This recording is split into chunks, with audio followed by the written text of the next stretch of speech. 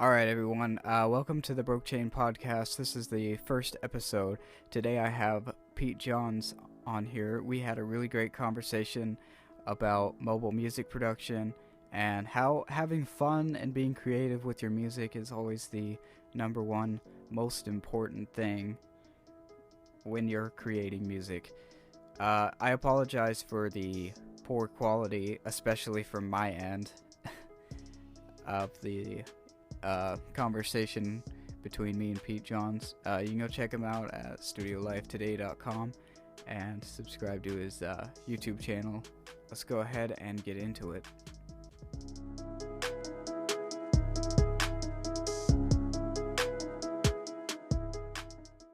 Today I'm with the GarageBand legend himself, Pete Johns. How are you doing today, Pete? I'm doing great, thank you. Great to be here, and always great to talk GarageBand and mobile recording. Yeah, so you make a lot of tutorials on GarageBand, but not just that, just iOS in general. So, what kind of made you want to start doing that? So it was interesting. It was about 4 or 5 years ago when I first started getting back into home recording, and like most folks, I grabbed my PC and I just installed some software and started trying to record there. And then I realized that it was cool and it was fun, but there had to be a simpler way to do this. So, realizing that I had an iPad and an iPhone at the time, I'm like, well, I keep seeing this GarageBand thing on there. Maybe that's something I should try to use. So, grabbed that, started playing around with it, jumped onto YouTube because that's kind of what you do to learn how to do new things, and couldn't find a Yeah, lot of tutorials. So I thought, well, if there's not tutorials out there, maybe I should create them. So as I was learning, I basically just documented my learning and my experience and my journey, and then started putting videos out and realized that there's a heap of other people that are also like me that want to get back into recording or get into recording for the first time, and it can be quite daunting and it can be quite sort of intimidating. So providing a simple way for folks to get into recording on their iPhone or iPad seems like a very cool way to go. yeah. Uh, so you want to give us a little backstory on yourself, like how you got into music and where you're from and stuff like Yeah, that? absolutely. So as you can probably hear, I'm Australian. I'm from Adelaide, here in South Australia, and I started in music quite early on. I had a pretty traditional sort of story. Learnt the piano to start with, then became sort of in my early teens, got into guitar and started learning the guitar, playing in a band, so like a three-piece grunge band because Nirvana were huge back then, back in the '90s. So wanted to be a cross between Kurt Cobain and Eddie Vedder back in those days, and then what happens with a lot of folks that I talk to as well is that life kind of gets in the way. So you start out with these dreams of rock stardom, and then reality Yeah, check comes in. You got bills to pay, you got family, your commitments, you got other things. So music kind of took a back seat for probably 15 to 20 years, and then it's only really been recently where I thought, hey, it's with all the technology changes, with what we've got going on, it's kind of ridiculous that I'm not creating music and recording music and writing songs again. So I wanted to get back into that. yeah, And as I said before, it was just through that process of learning myself that I thought, well, hey, I'm learning this myself, and I've got a bit of a background in customer service and customer experience. I'm pretty sure I can sort of put this in a way that's going to help other people out and help other people learn. So yeah, that was like I say, about 4 years ago, and then ever since then I've increased from doing one video every month to like one a week to now where I do a new video every day. So my channel Studio Live Today originally didn't make much sense, but now it literally is a different video. yeah, So Studio Live Today makes a lot of sense because there's something new there every day, and I like to vary it up and I kind of just do what I feel in the moment that's going to add yeah, the most value to people. yeah. Uh, I think I first discovered your channel uh, when I was trying to learn how to mix on GarageBand. Mm. So I found one of your videos on that a while ago. Uh, the first song I heard by you was "Anxiety," Mm. and that song was really good, and I can see how it could reach a lot of people. Yeah, it was an interesting one actually, because it's related to both of those things. So it's related to mixing, and I'll tell you a bit about the song as well. But yeah, that was one that I recorded on only 4 tracks. So that was really my getting back to basics, where I wanted to do something really simple. So it was only a 4 track song. Sort of wanted to recapture what I used to do in the early days, and yeah, and it came out actually sounding probably better than the songs I do on 20 tracks. So it kind of was a proof point to me that yeah, when you're recording and when you're mixing, it doesn't have to be complicated. It can actually be quite simple. And sometimes, yeah, sometimes we overcomplicate things. We throw all these plugins on and we throw a bunch of tracks on and we think it's going to improve the sound and improve the song. And sometimes a simple approach is often the best. And yeah, I'm really so. Anxiety is one of the songs. It's actually I put it on my album, even though I released it a year before, because probably about half the people that reach out to me about my music. Obviously, I get a lot of people that reach out to me about the tutorial videos I make, but because I make music from the tutorials, most people talk about the song Anxiety, and it's both really positive and obviously a concerning part of our environment these days. So many folks are actually struggling with things like depression and anxiety. And I just hope that the message in there, that the message in that song is really about the fact that there is a way to get through this, and you never go. It's like anything, you're never going to get over it. You don't get anxiety and then you go, great, now I don't have anxiety anymore. But there's ways that you can actually cope with that over time, and there's methods and things that you can actually do. So yeah, like I say, every time someone reaches out to me and says, hey, that song really spoke to me and it really helped me out, yeah, I'm both proud and happy. At the same time, I'm like, yeah, it kind of sucks that so many folks are struggling with these sort of things as well. Yeah. Uh, yeah, I know that really reached out to me because I know I was dealing with stuff at the time. So that really got me stuck to your channel, honestly. Yeah. Oh, that's that. Like I say, that's good and bad. But yeah, no, it's one of the songs that a lot of folks, like I say, relate to, and I think just because it's such a simple song and because it's such a simple message, I think it resonates with folks. And then and then I can have a chat with them and say, well, here's how I recorded it. So hopefully it does two things. It helps show folks that you can record a song on your phone, and that the actual message of the song hopefully is encouraging for folks too.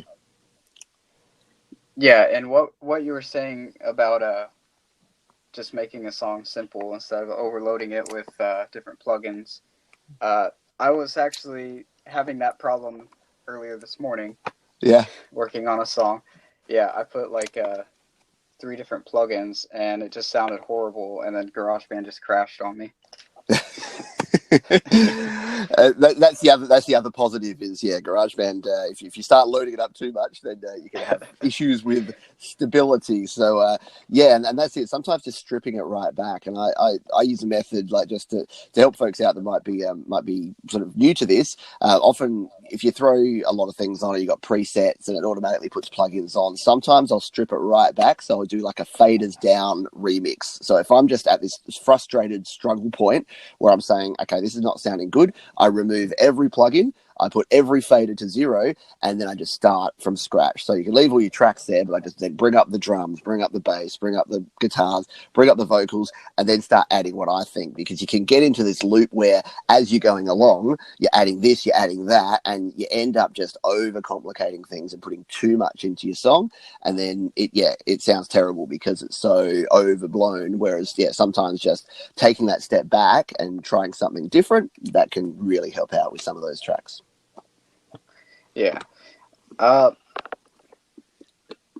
think some people, not a lot, but kind of look down on people who produce and make music on iOS.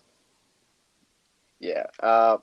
But we can see that there are people who had great success using GarageBand. Like, I don't know if you heard of Steve Lacy. Oh, yeah. Yeah, but his music video got like 15 million views, and that whole song is produced on GarageBand. He still makes songs on GarageBand. Yeah, exactly. And look, I've got a pretty, I've said this a lot, so I know if anyone's watched my channel, they've heard me say this probably 20 times in the last sort of 6 months. And that is that it really doesn't matter what you're using, like, especially in the digital world. And this is what I think a lot of folks miss is that when you're recording audio digitally, it's ones and zeros. Yeah. So you're putting your analog source into, and it doesn't matter if it's into a high end Mac or PC, your iPhone or your iPad, it's recording that same quality of audio. So I record 24-bit, 44.1 kilohertz audio on my iOS device. If I plug into my PC, it's recording 44.1 kilohertz, 24-bit audio. So a lot of folks Yeah. get caught up on that whole, oh, you can't produce something professional sounding. Well, it's exactly the same. And sort of point two to that is that it doesn't actually matter. It's more about you and your workflow and what you actually do with it. So it's just a tool. So whether you're using your iPhone, your iPad, or a Mac or PC, that's not the music. That's not the creativity. That's not even the quality anymore. That's just the tool and that's the workflow that's going to create this song. So if that's the workflow that works for you, then that's great. You've already won. The problem is that a lot of folks get caught up in their own workflow and they think that, hey, that's the way everyone else should do everything. So they're like, well, I spent $10,000 to put together this killer Mac and this Pro Tools rig, so I'm going to tell everyone else they need to do the same. And my response to that is always very supportive. It's, if that works for you, don't change. People are like, well, I don't want to use GarageBand. And I say, don't use GarageBand. If what you're using is working for you, then keep doing that, Yeah. because you want to make your best music and it's more important that you're familiar. So the reason I haven't switched from GarageBand in like 4 years is that I know that there'll be a learning curve there, and I know that I'll not be able to make music for at least a couple of months while I get Yeah. used to a new platform. So I might do that one day, but for the time being, I would rather put out another 2 songs in the next 2 months than spend that time learning new software. So hopefully that makes a bit of sense. And yeah, it just Yeah. gives people a bit of a reality check to say, yeah, it really doesn't matter. And I'm very positive about what anyone wants to choose to do. But yeah, it does get a little draining when people are looking down, because I think they're doing it out of a place where they don't really understand how far we've come. They're still thinking GarageBand is Yeah. like 4 tracks and you're just tapping on your screen. They don't realize we can plug in a high quality interface and plug in a microphone and a guitar and actually record real sounds in there, and that we've got all of these loops and effects and track settings now. So yeah, it's come a long way, but yeah, we still do face that from time to time for sure. Yeah. Uh, have you or do you try any other DAWs, or like for just certain sounds and then put it into GarageBand, or do you just strictly use GarageBand? I've probably about 90% just use GarageBand. I do have other apps that I play with, so I don't tend to use many other DAWs, so many other workstations. I do have on my plan. My plan for the next year is, because I've got a lot of folks who like GarageBand but also use Cubasis and also use Auria Pro on their iPad.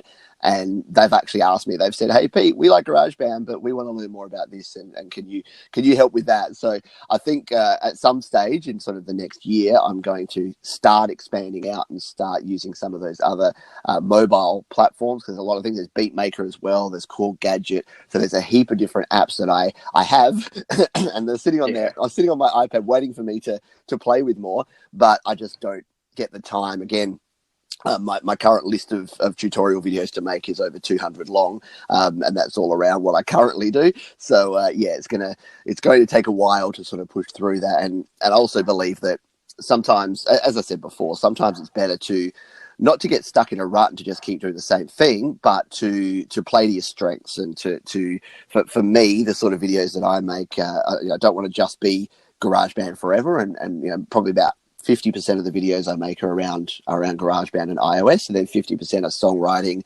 mixing, mastering, sort of more universal kind of tips. But yeah, to answer your question, your short question, a very long way.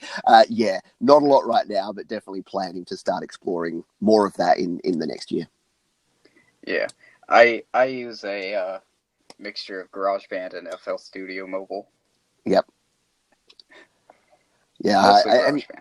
And I keep hearing about, that's the other one I keep hearing about is FL Studio, because I think that's a little bit more universal. I actually asked a question on my channel because I get some people come on and say, what about Android? And I was like, I don't own an Android device, so I'm not the guy to help you with that. But I asked about that, and apparently FL Studio is on Android and it's on PC and Yeah. it's on, so it's cross-platform, and especially for those making beats and making electronic music, apparently it is a really good workflow, and it's something that it's on my list of things to check out because I probably get a question about FL. And funnily enough, FL Studio, so FL stands for Fruity Loops, and I used Fruity Loops probably 20 years ago on my PC when it was just a little loop-based DAW. You just had a few tracks and you could just sort of push around loops, and that was probably my first exposure to loop-based music, because before that it was all just guitars and vocals recorded to a 4-track. So it's definitely got a history there, and I'm keen to explore it for that reason as well. A bit of nostalgia.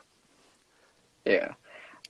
I started off making, or not even really making, because I didn't have like a recording thing, but just using these little beat apps. Yeah. I had an iPhone 3. That's what I started with a while there you ago. go. And I had the light version of Music Studio. Yep. On that as well. That is a classic. That was even before my time. I was still hacking around on the PC at that time, so I hadn't even made it to the iOS world. I missed all the fun of iPhone 3 and 4 and Music Studio. I kind of kicked off on the iPhone 5. Like I say, about 4 or 5 years ago when I first started out. But I know there's a lot of folks that have been around for a long time and have sort of pioneered all the iOS recording, and they were jailbreaking their iPhone 3s way back in the day and creating great music, and that's responsible for where we are today, which is that we have all these options and all these apps and all these great ways to make music. Yeah, and it's weird too that how Apple got a lot of their ideas from jailbreaks. It is, yeah. If you look at iOS 13, you look at things like shortcuts and automation, and like there's a whole bunch of things that you can point straight back to things that Apple said, no, we're going to lock this down. We're not going to let you do this. And then, the very next iOS version, they're like, okay, so we bought that company that made that app that used to not be able to run on our platform, and now it's part of Apple's infrastructure. So, yeah, it is. It's interesting. At least we are seeing a little bit more of that innovation from Apple, even though it's taking a while. I know that I get a lot of comments as well on the channel about Apple and their ability or inability to sort of keep up with some of the other things. And when they added file support, so USB flash drives that we can now plug into our iPhones and iPads, and the problem with those is that they need additional power. And I'm getting comment after comment saying, well, on Android, you've been able to plug in USB drives for the last 10 years and it works perfectly. So there are some things that we're still a little behind, and we're waiting for a bit more innovation. But it's positive moves, and we're getting there. Yeah. Oh man. What would you say your favorite plugin is? That's a good question. What I'm loving at the moment, because I'm recording a lot of electric guitar sort of in my spare time, is the Stark Amp Sim by Clevgrand. Clevgrand are a maker of plugins and apps on iOS, and probably my favorite plugin makers. They make a lot of other things. They make Bruce Free, which is like a noise reduction plugin that I use a lot on my audio and my video as well as the Stark Amp Sim and a bunch of others. So they're all really cool. And as far as there's an independent developer, FAC, so Fred Anton Corvest, and he makes a lot of great plugins as well. And his FAC Maxima plugin is probably the best combination compressor, limiter, exciter, just make gooder plugin that's going around. So whenever I've got a drum that's just a bit soft and not really punching through a mix, I'll throw the FAC Maxima on there, and it ignites it. It just gives it that punch and spark that you just can't seem to get from other plugins. So I love things like that are simple, that you just throw on a track and they do a thing, they do one thing and they do it really well. So there you go. There's a 2-for-1. If you're looking for something cool, check out all of Clevgrand's products. They're pretty much all amazing. And support FAC Fred Corvest. He makes some really cool apps and plugins as well. Yeah, that's pretty cool. So currently, I just have an iPad Mini 2, so I'm not very updated with a lot of new stuff for GarageBand, Mm, and I can't update to iOS 13. yes. I'm going to try to get a newer device soon. Yeah, and look, the thing is with that is that it doesn't. It won't stop you creating music, and Yeah, I've done a bunch of videos lately about the fact that folks that are stuck on previous versions of iOS and GarageBand, there's two ways to go about it. There's you could stop creating music because you don't have the latest stuff, or you say, well, until I work around and get myself a new device, and then I'll start doing things there. So yeah, a lot of folks say to me the same sort of thing. Like I'm still using an iPad Air 2, which is like the minimum device that you can use to be on iOS 13. And eventually I will upgrade and get an iPad Pro. But people can't actually believe, there's two things that people can't believe that I don't and have never owned an iPad Pro, so that's a bit weird to people. They're like, "But you're the iOS guy. You do all this thing." I'm like, "Well, I haven't had a need for it yet. I haven't ever gone to do something and thought, oh, this isn't working. I need an iPad Pro." I mean, sometimes you get your iPad, you get your GarageBand crashes, or you get your optimizing performance kick in, and you're like, "Oh, maybe I could upgrade." But yeah, I think that there's nothing wrong with using what you have, yeah, and too many people overvalue the gear and undervalue the experience, yeah, the time, and the practice. And if you've ever watched me rant on my shows and on my live shows on the channel, I talk about create, record, release at the start of pretty much every video. And the reason I say that is people are good at the creating, they're pretty good at the recording. A lot of folks suck at the releasing. And that's not a judgment thing. That's just that I was the same. Like I had maybe 50 half and three quarters finished songs when I was messing around, sort of when I started doing this, and then I got some advice from folks like Joe Gilder and Graham Cochran and these home recording guys that I would watch and that I would look up to, and it was all about finishing songs. It was all about recording and then getting your song out there, sharing it with other people, releasing it to the world, getting feedback. And ever since I started doing that, it has made a massive difference. So relating back to sort of what you're saying about the gear you have, yeah, if you've got an iPad Mini too, that's totally yeah, cool. But create your music, record it on that, and then release it and share it and then get feedback, because that's what's going to actually improve. And the cool thing is I can now look back at those songs, and even songs like Anxiety that we talked about before. When I first recorded that, I thought that was pretty good, and it still stands up. But now I look at the techniques I use and some of the things that I do, and I think back to that, and I'm like, oh wow, that was quite primitive the way that I did things then. Because you expand and you grow, you find different techniques, you improve your songwriting, you improve your recording, and then yeah, just by sharing, you're going to get so much valuable feedback from other people. yeah. I'm gonna keep working on music with what I have, and just until I can upgrade.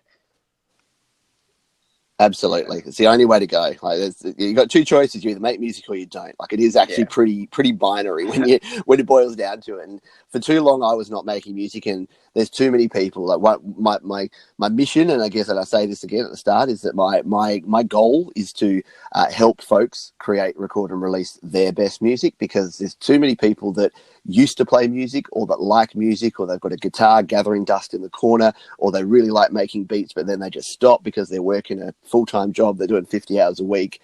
That's what I want to tap into. I want folks that are sitting there now going, I'd like to, but it's too hard, to realize actually it's dead simple. You grab any iPhone or iPad, you put some sort of software on there, or whatever you've got, an Android device, yeah, your old PC, doesn't matter, and then you just start creating with what you've got, and then you'll be absolutely surprised at how easy it is and how many cool sounds you can make just by getting started. yeah. And another one of the first videos of yours that I saw was uh, getting over a bad studio session. Yeah. Yeah, so uh, I feel like a lot of people, when they have bad studio sessions, it just makes them lose hope, and they'll just entirely give up on that song or that project. Yeah. Yeah, it's a hard one to get past, and it's the same with anything in life, I guess. Is that when you have a setback or when you do something and it doesn't work, and you get that sort of frustration, and you think, well, I'm never going to be able to, never going to be able to get this done. The thing to realize is that that we're playing the long game here. So there's a few things you can do. If you genuinely suddenly hate that song, then literally just put it on ice and start something completely fresh and brand new. And I think in that video, it's been a while since I watched it, but I gave a few different suggestions. Like if you're having a bad session, you can continue on with it. You can take a break. You always need to give yourself some space from things like that. You can do something completely different. And there's a technique that I promote, and it's great for if you've had a bad session or if you're stuck in a rut and you're trying to produce something and it's not working for you, is to write a really bad song. So just create something that just the cheesiest, corniest, most terrible thing, and just go with that. So just grab your loops and just go, okay, let's do a jazz heavy metal fusion song just because it's fun. And then see what happens. And you'll either create something terrible, but you'll still have a blast doing it, or you'll be surprised at how your creative mind kicks in and your ego takes over and you actually make it good. So sometimes some of the best things are those happy accidents that we have with experimentation. So if you're working on your masterpiece and your opus and it's not coming together, pretend you're writing a crappy 30-second jingle for breakfast cereal, and then just do that instead. And as long as you're continuing to create and do something, then you're going to be moving towards the end goal. Yeah. What do you think of people giving up music too soon because they're probably not having much success, but they haven't been at it long enough, but they just decide to give up because they're tired of waiting? This is the number one thing, and I see this happen a lot. That there's a lot of folks that they want to be successful and they want to get exposure, and I do. Like a lot of folks, and I understand it. Like we're all in a hurry these days in the world of social media and the world of the new age internet. Then everyone looks around them and they're like, oh, look what all these other people are doing, and look at all these other artists blowing up, without really realizing that even I say this a lot, but even overnight success takes 10 years of hard work and grind to get there. So no one's actually having overnight success. No one's just going viral without any hard work and grind and talent and all those sort of things. So there are some just come out and like, oh, look, I made my first song. I think I said in a video, they're like, oh, I made a song, and then tomorrow I'll make another song, and the next day I'll make another song. And they're kind of doing the opposite of what some people are doing, which is not releasing. They're releasing all the time, but they're not actually spending a lot of time and effort on the engagement side of that. So if you want to get exposure, and I think I said this in a recent video, if you want your music to get out there and get exposure with your music, it either needs to be the best music in the world, so it needs to be at such a high level that you're competing with some of the biggest names, and a record producer is going to grab you and say, hey, like that old dream that everyone has. And it's like, oh, I put out my first beat, and then someone jumped on it, and then a producer came in, and then they gave me $1 million record deal. That just doesn't happen very much at all. But what a lot of folks miss is that it's more about the engagement side with your music. So especially in the social media world, if you're releasing music or you're putting music out there and you're like, hey, I'm not getting any exposure and I'm getting frustrated, but all you're doing is going to every Reddit forum, every Facebook group, every Instagram, you're just posting Instagram 4 times a day, and all you're saying is, hey, check out my new song, and linking to your song. I don't know about you, but if I see those sort of posts, I'm not keen. If there's someone that I don't know the quality of their music, I've got no idea who they are, and all they've got is a bunch of fire emojis and 100 emojis, and they say, here's a link to my song, I'm not that inclined to actually go and check it out. Whereas the other side of that is, if they've been in a group or a forum with me, they've engaged with me in my music, we've had conversations, they're a part of the community, and then they say, hey, I've actually created these songs, and can you give me your feedback and take a look at them?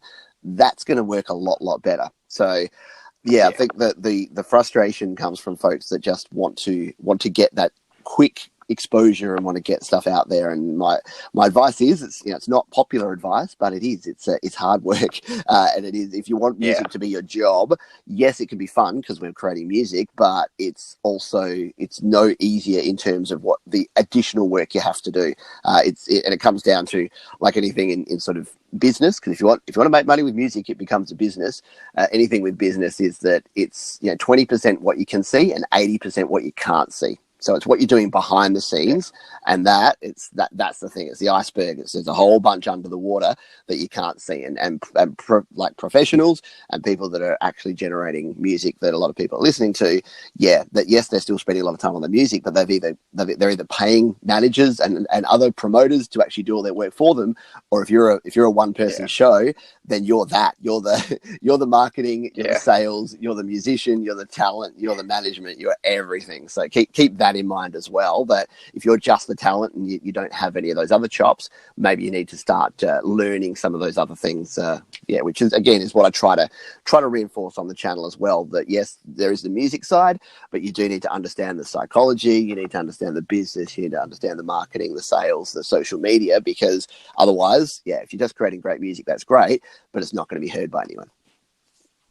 Yeah, it takes a lot of time, and there's going to be a lot of frustrating moments and just hardships, but I think if you really stick to it and work on your craft, engage with people and everything, you'll eventually be successful. But if not, just you can still make music and still be creative. That's what I think is the most important. Absolutely, and I think you're right, and exactly that's. I sort of mentioned it before, but folks that have reached out to me, and if you're reaching out to anyone, so you've communicated with me, we've had to chat over email, and now I'm chatting to you on your podcast. It's the same thing with anyone else. It's what value can you give and bring to other people? So a lot of people are saying, I'll get two types of emails. One will be, answer this question for me, or it'll be listen to my song, and I still try to help those folks because I think maybe they're just a bit misdirected or don't have the experience of how to actually engage. But the better types of emails I get are, "Hey Pete, I've watched your videos, or I've done this. You've helped me by this. Here's my song.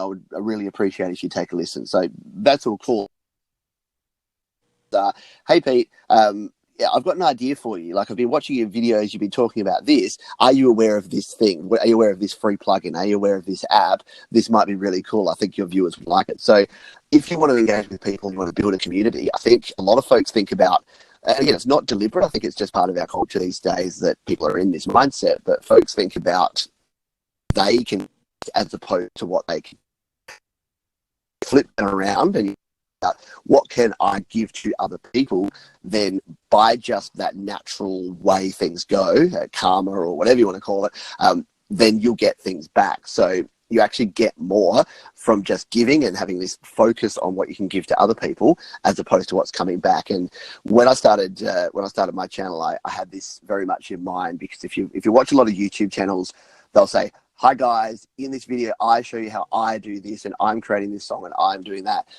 And that's okay. But what I wanted to do really early on is flip the script and say, it's not MeTube, it's YouTube. So this is going to be about you, and this is going to be about what can I give you. So that's why every time I make a video, I'm literally thinking my own sort of catchphrase in my head, which is helping you create, record, and release your best music. So from the very outset, where I might use my music to demonstrate something, but I'm always pushing in, what are you doing? How can I help you? And I think that's something that can help a lot of people, because we get stuck in this, okay, I need the information, I need to improve my music, I need to make connections, as opposed to, hey, maybe I need to help other people, I need to engage with other people's music. If you go out and give feedback to 10 people about their music without asking for anything in return, well, next time you do need to ask for something, they're going to remember that. You've made a deposit in that emotional bank account, so to speak. So next time you go to them, instead of them going, "Hey, you've never done anything for me," always here on the channel posting comments, or you're always here giving feedback, or you're always supporting other people, yeah, of course I'll help you out. So yeah, that's kind of been my big aha moment for the last sort of 4 or 5 years, doing music, but also engaging online and through the channel. Yeah, I think people want to feel like they're important and feel like they're part of something. Exactly. They don't want to feel like just another view. Exactly right, and you're right, and I think that the easiest way to do that is to be human and to engage. Like, that's the beauty part we have, is that a lot of folks are so focused on like you say, the numbers and the metrics and the views, not realizing that every single person that they can engage with is another opportunity to help someone, and you never know who you're going to help that down the track is going to be in a position to give back to you. So that's the thing that I'd keep in mind, is that you can look at it two ways. You can say, hey, it's nice because it's the whole do unto others, be a good human sort of thing. Or if you want to look at it from a business and a marketing perspective, if you want to go on more the numbers, it's, as the volume that you give out is going to actually get paid back to you in future time. Yeah. Yeah. Oh yeah. The next question I was going to ask? My bad. I kind of lost track there. What do you think of people changing their sound a little bit, or developing into different genres than what they started with? Yeah, it's an interesting one, isn't it? And I saw a really cool graphic yesterday, which was the top selling artists over time. I posted on my Facebook page. It was this nice sort of chart, because I'm a bit of a data nerd as well. I love graphs and charts and data. So it was showing the different artists and how many records they'd sold each quarter of each year. And the one that poked out to me was Madonna.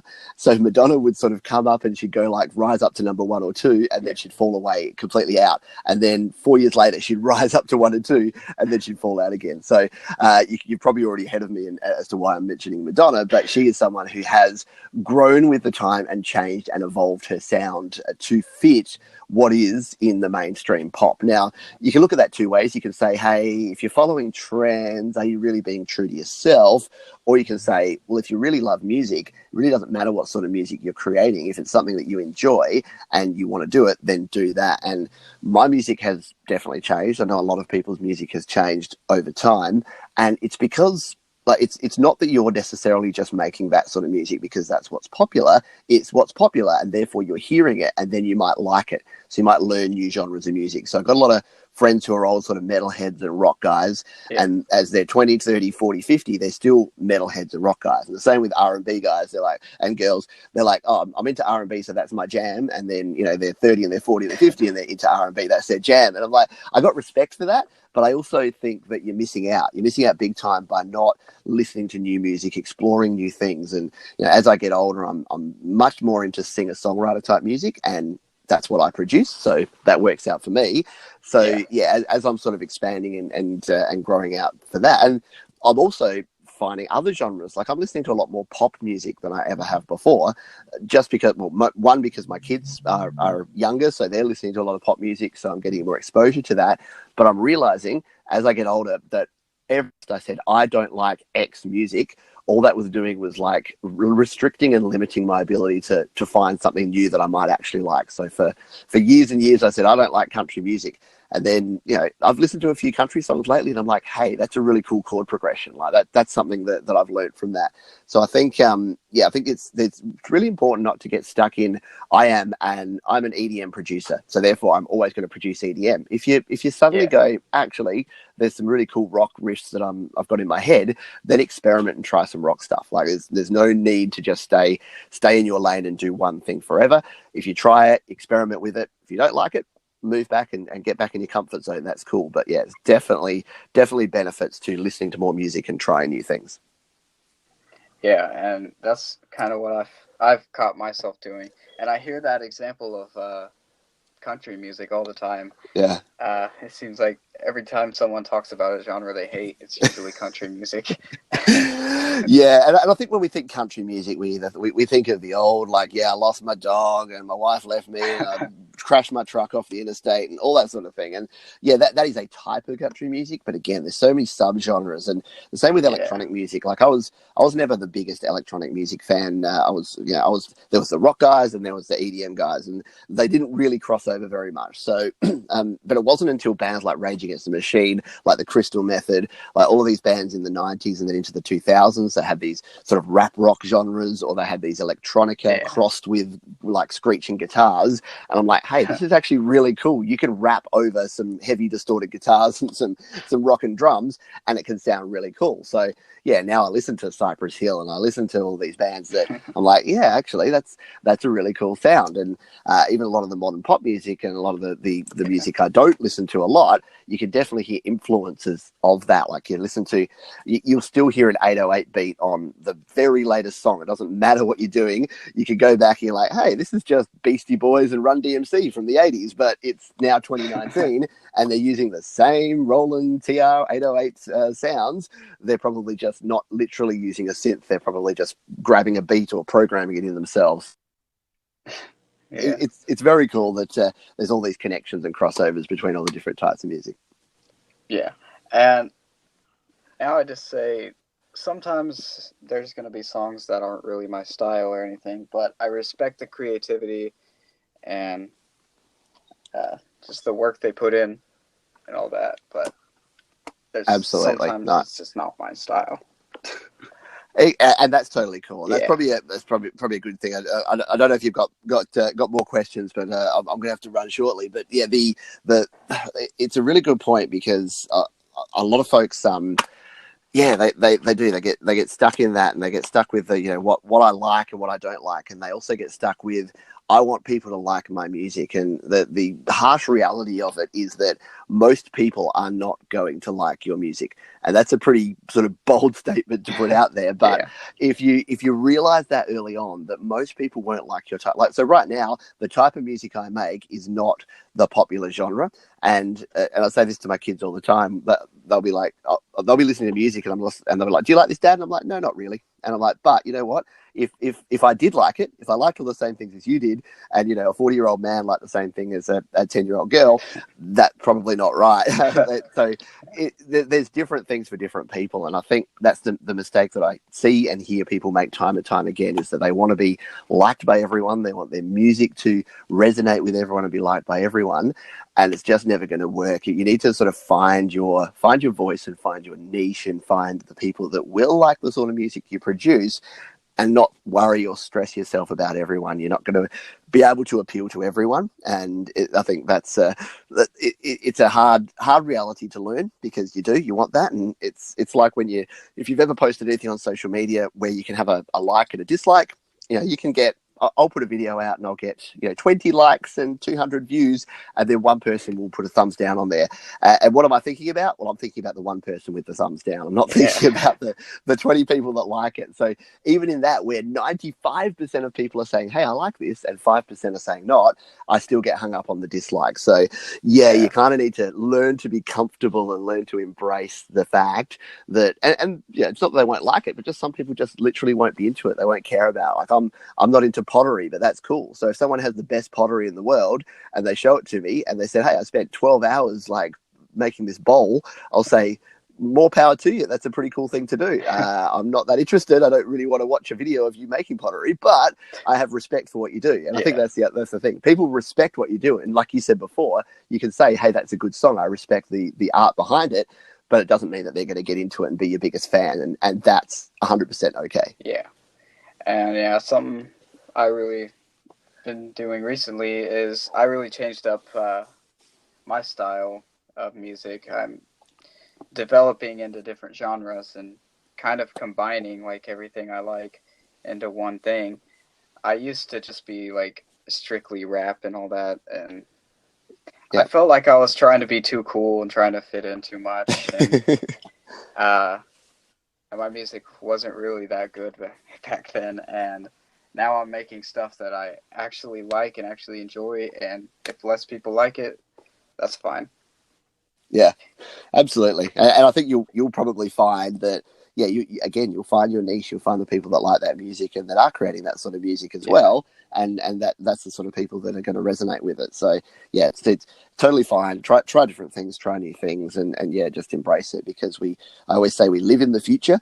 If you look back to 10 years, 20 years, 30 years ago, people didn't have the ability. Again, if you were making music back in the day and you're a jazz musician, you're a trumpet player, well, you couldn't suddenly start making EDM beats, because the transition from one to the other was so massive, whereas now everything's electronic.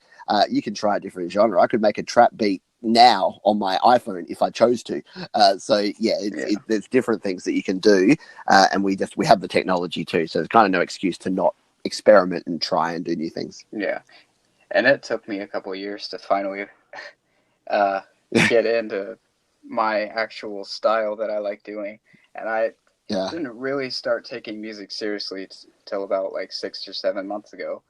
So, well, there you go. You are right at the start of your journey. You've got a not to discourage, but you got a big marathon ahead of you. So you've got lots of fun to have. I was going to say lots of work to do, but it's fun. It's good work. So it's lots of creativity and lots of things to go ahead of you, I'm sure. Yeah, I definitely feel less frustrated making music now.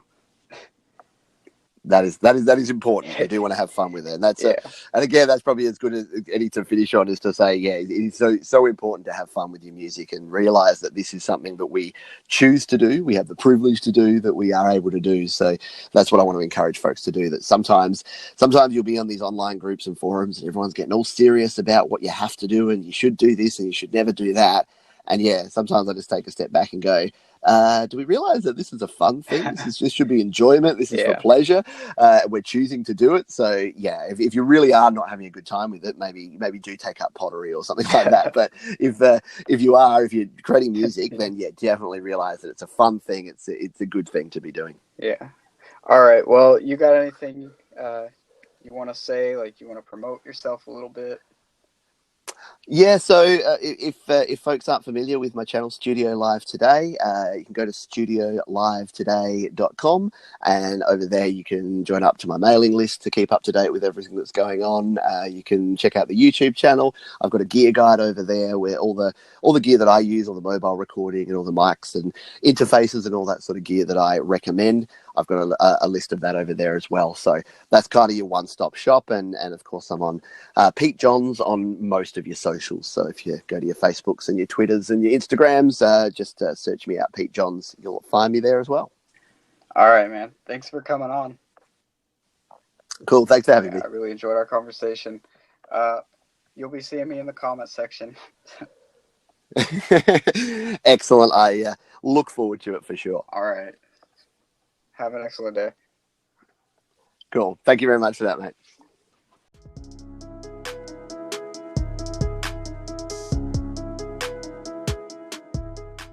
Alrighty, that was the episode. I hope you guys enjoyed mine and Pete's conversation. Again, I apologize for the poor quality on my end, especially. I hope you guys enjoyed. Go check out Pete Johns everywhere at studiolive.com on his YouTube channel. I'll have everything linked if you are listening on YouTube. If not, just search Studio Live Today on YouTube and you should find his channel. Alright, I will be seeing you guys in the next episode. Don't know if I have a guest lined up yet. If not, maybe I could do one solo. It'll be with this better quality. The calls are what is messing up the quality pretty much on my end. I did not have a mic to use for the call, but hopefully eventually the quality will become better in this podcast and you guys continue to listen. Alright, thanks. See you guys.